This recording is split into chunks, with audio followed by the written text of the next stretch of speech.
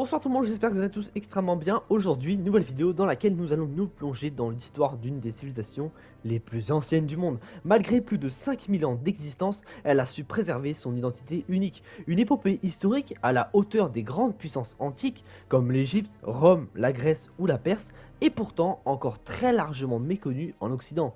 Bienvenue sur DoGame, ici nous vous présentons l'histoire de la Chine.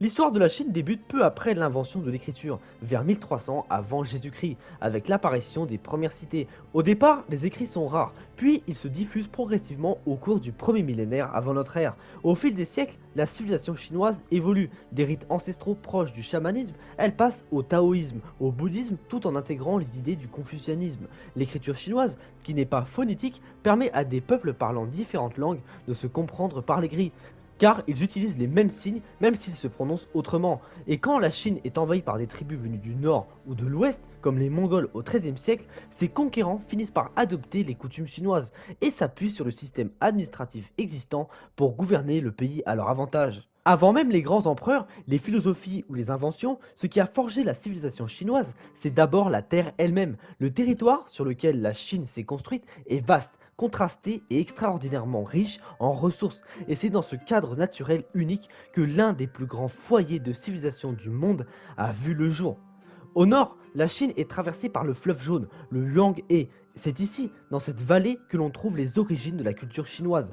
Ce fleuve, souvent appelé le berceau de la civilisation chinoise, a longtemps été à la fois une bénédiction et une malédiction. Il fertilise les terres grâce à son limon jaune extrêmement riche, mais il est aussi instable, capricieux, parfois destructeur. On le surnomme même le chagrin de la Chine à cause de ses crues meurtrières. Plus au sud coule le Yangtze-Yang, le plus long fleuve d'Asie. C'est dans cette région plus humide, au climat subtropical, que la culture du riz s'est développée très tôt. Ces deux grands fleuves, le Yangtze au nord et le Yangtze au sud, ont donné naissance à deux mondes agricoles complémentaires, l'un centré sur le millet, l'autre sur le riz. Ensemble, ils ont formé l'ossature du développement chinois. Mais la géographie chinoise, ce n'est pas que des plaines fertiles. À l'ouest s'élèvent les hautes terres du plateau tibétain et les déserts arides du Taklamakan ou du Gobi. Ces régions forment des barrières naturelles qui ont longtemps protégé la Chine des invasions, mais qui ont aussi limité ses contacts avec l'extérieur. Le cœur de la Chine s'est donc développé en relative autonomie, sans subir trop tôt l'influence ou la domination d'autres puissances.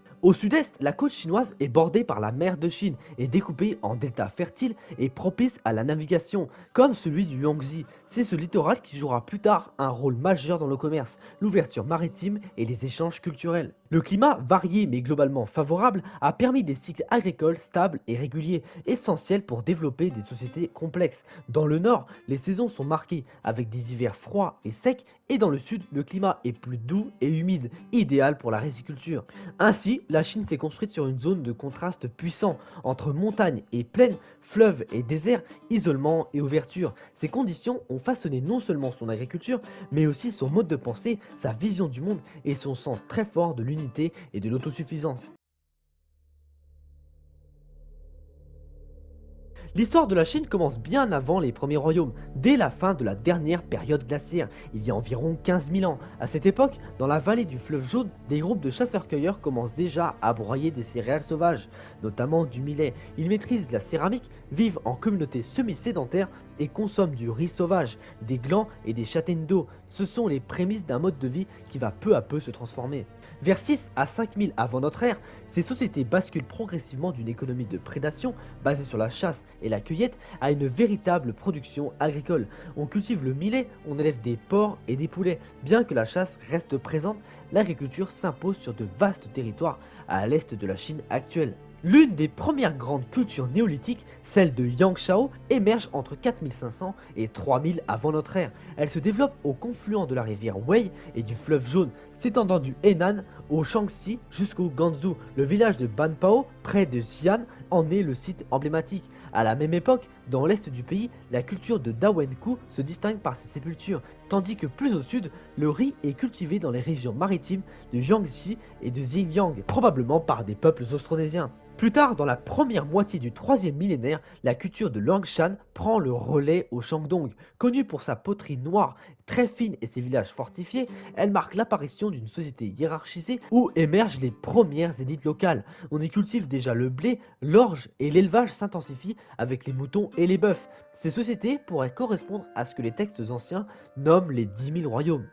Mais c'est plus à l'ouest, dans la culture de Kijia, que l'on voit apparaître les premiers objets en bronze, annonçant une nouvelle ère. Et vers 1900 avant notre ère, la culture d'Erlitou, considérée par certains comme la première véritable civilisation chinoise de l'âge du bronze, prend le relais. L'histoire de la Chine entre alors dans une nouvelle dimension. Quand on remonte aux origines de la Chine, on entre dans un territoire où l'histoire se mêle aux mythes. Les chroniqueurs chinois ont longtemps commencé leur récit avec l'empereur jaune, le légendaire Huangdi, un souverain mythique vu comme le grand civilisateur. Puis vient Yu le Grand, celui qui aurait dompté les eaux en furie pour sauver les hommes et fonder la première dynastie, les Xia. On parle ici du 21e siècle avant notre ère. Mais cette dynastie Xia, bien qu'au cœur des récits anciens, reste entourée de mystères. Les preuves archéologiques sont encore débattues, même si des découvertes sur le site d'Erlitou, datées entre 1900 et 1350 avant Jésus-Christ, donnent matière à réflexion. C'est à cette époque que la Chine entre dans son âge du bronze, une période marquée par les premiers objets métalliques, les poteries décorées et les carapaces de tortues gravées de signes, sans doute les premières formes d'écriture chinoise. Peu après, une autre civilisation s'impose plus clairement, celle des Chang, entre le 16e et le 11e siècle avant Jésus-Christ. Installés le long du fleuve jaune, les Chang nous ont laissé bien plus que des légendes. Palais, bronze, inscriptions, tombes, autant de traces d'un peuple organisé, raffiné et profondément religieux. Le cœur de leur ville était structuré autour de palais et temples, souvent orientés selon les axes nord-sud, est-ouest avec des murs d'enceinte en terre battue. Les Chang pratiquaient la divination, on chauffait des os d'animaux ou des carapaces de tortues et on interprétait les fissures. Ces objets portent les premières inscriptions au Sekai, l'ancêtre direct de l'écriture chinoise. Cette civilisation possédait déjà une aristocratie puissante, dirigée par une famille royale et une société organisée par clans. Le bronze y était omniprésent, notamment pour les objets rituels, les armes ou les chars, qui auraient été introduits par un autre peuple voisin, les Tokariens, un peuple indo-européen guerrier connu sous le nom de Quanrong dans les textes chinois. Ces contacts ont sans doute influencé à la fois la mythologie et les techniques militaires chinoises. Mais au XIIe siècle avant notre ère, une nouvelle puissance émerge dans la vallée de la rivière Wei, les Xiu. Ce sont eux qui vont renverser les Chang et fonder une dynastie qui durera des siècles. Les Xiu apportent une rupture majeure. Pour la première fois, le pouvoir est justifié par une idée nouvelle, celle du mandat du ciel. Le roi devient le fils du ciel, un représentant terrestre du divin. Ce concept traversera toute l'histoire impériale chinoise jusqu'à sa chute en 1912. Le royaume Xiu fonctionne selon un système décentralisé. Les territoires appelés Guo, que l'on peut traduire par fief, sont confiés à des familles liées à la maison royale. Certains y voient un système féodal, d'autres rejettent ce terme, estimant qu'il ne correspond pas à la réalité chinoise. Quoi qu'il en soit, ce modèle crée un vaste réseau de seigneurs qui doivent fidélité au roi, du moins en théorie. Car avec le temps, cette autorité centrale s'effrite. Les Zhou occidentaux, entre 1045 et 770 avant Jésus-Christ, finissent par perdre le contrôle. Les seigneurs locaux gagnent en autonomie. Le roi devient un chef symbolique, presque fantoche. Et quand les barbares du nord et de l'ouest attaquent et pillent la capitale, la famille royale est forcée de fuir vers l'est, à Luang en 771 avant Jésus-Christ. C'est le début de la période des Zhou orientaux, marquée par un pouvoir royal affaibli et des luttes incessantes entre les grands royaumes. C'est l'époque des printemps et automnes, et aussi des royaumes combattants. Une ère de conflit, mais aussi d'effervescence intellectuelle où naîtront Confucius, Lao Tzu et tant d'autres penseurs. Avec la période des Zhou orientaux, à partir de 770 avant Jésus-Christ, le pouvoir impérial s'effondre donc peu à peu. Le roi Zhou, jadis figure d'autorité, ne conserve plus qu'un rôle symbolique. Le véritable pouvoir passe entre les mains de seigneurs de guerre, à la tête de principautés devenues héréditaires. Ce morcellement du territoire donne naissance à ce qu'on appelle la période des printemps et automnes, immortalisée par Confucius lui-même.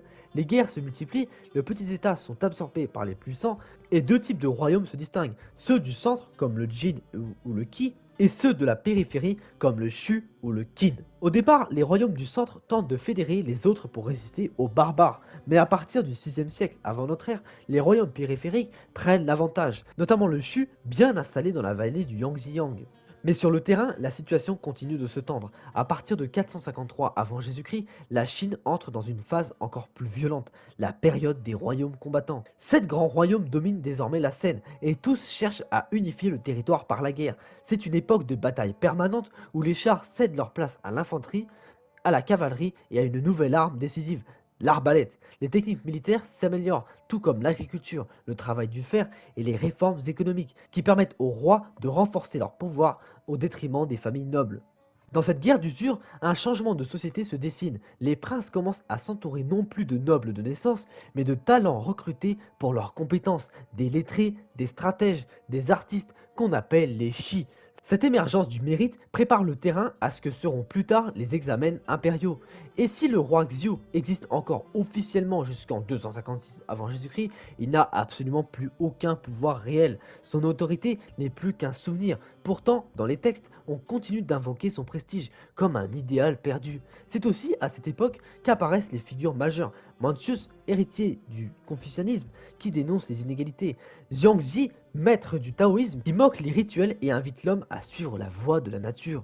Cette longue période de guerre, de pensée, de mutation sociale prépare l'unification et un royaume va finir par prendre l'ascendant sur tous les autres, le Qin.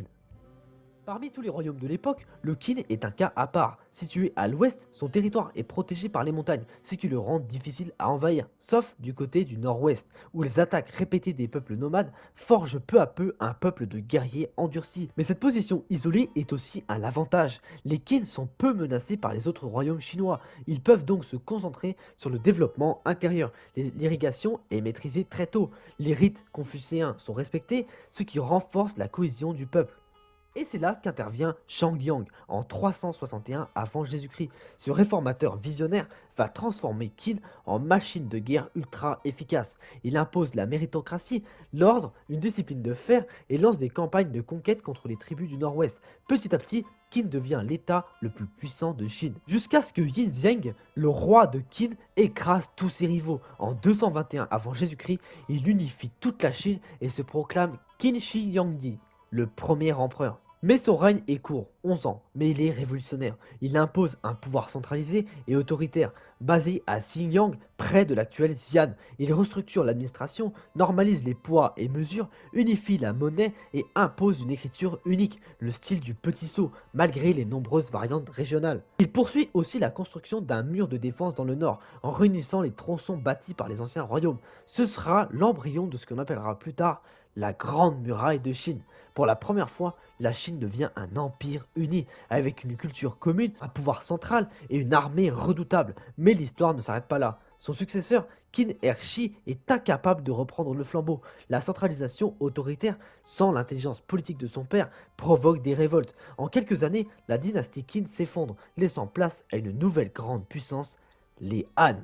Après la chute des Qin, une nouvelle dynastie prend le relais, les Han, et cette fois, ce n'est pas seulement une nouvelle ère politique, c'est une révolution culturelle. Les Han sont les premiers à adopter le confucianisme comme idéologie officielle. Ce choix va influencer toutes les dynasties impériales jusqu'à la fin de l'Empire chinois, 2000 ans plus tard. Le respect des rites, la hiérarchie, l'ordre moral deviennent des piliers du pouvoir. Sous les Han, la Chine entre alors dans son âge d'or. L'histoire, la littérature, la poésie, les arts, tout s'épanouit. Des inventions majeures améliorent la vie quotidienne. On parle ici de progrès en médecine, en astronomie et même dans les techniques agricoles. Mais les Han ne sont pas que des penseurs, ce sont aussi des conquérants. L'un des plus grands empereurs, Han Wudi, lance des campagnes militaires spectaculaires. Il repousse les Yongyu, des peuples nomades parfois associés aux Han, et étend l'empire vers l'ouest, jusqu'au bassin du Tarim, et vers le sud, jusqu'au Vietnam. C'est à cette époque que s'ouvre un événement majeur de l'histoire mondiale, la route de la soie. Pour la première fois, la Chine entre en contact commercial avec l'Occident. Les caravanes transportent soie, épices, objets de luxe, mais pas seulement. Car cette route transporte aussi les idées, et c'est par là que le bouddhisme fait son entrée en Chine. Une arrivée discrète au début, mais qui va bouleverser les croyances dans les siècles suivants. Mais comme toujours, la prospérité ne dure pas éternellement. Vers la fin du 1er siècle avant Jésus-Christ, le pouvoir impérial s'affaiblit, et en l'an 9 de notre ère, un haut fonctionnaire, Wang Mang, profite du chaos pour prendre le trône. Il fonde la dynastie Qin, mais elle ne dure pas. Trop d'opposition, trop de troubles. En 25 après Jésus-Christ, les Han reprennent le pouvoir. On parle alors des Han de l'Est. La dynastie Han se maintient alors encore près de 2 siècles, mais elle finit par s'effondrer au début du 3e siècle, laissant la Chine morcelée. C'est alors qu'une nouvelle page s'ouvre, celle des trois royaumes. Après la fin des Han, la Chine bascule dans le chaos, l'autorité impériale s'effondre et le pays se fragmente une nouvelle fois. C'est le début d'une période aussi célèbre que sanglante, la période des trois royaumes.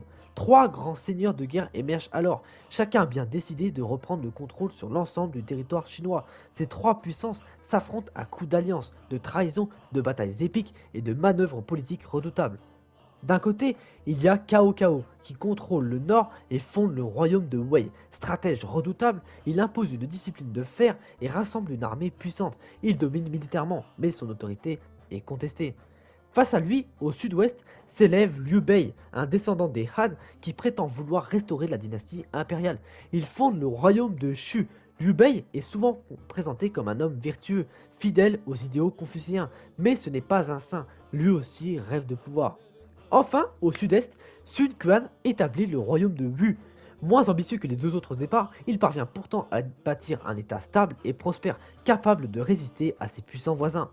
Ces trois royaumes vont livrer une lutte sans merci pendant près d'un siècle. C'est une époque marquée par des batailles légendaires, comme la fameuse bataille des Falaises Rouges, où une alliance improbable entre Liu Bei et Sun Quan réussit à repousser les forces de Cao Cao malgré leur infériorité numérique.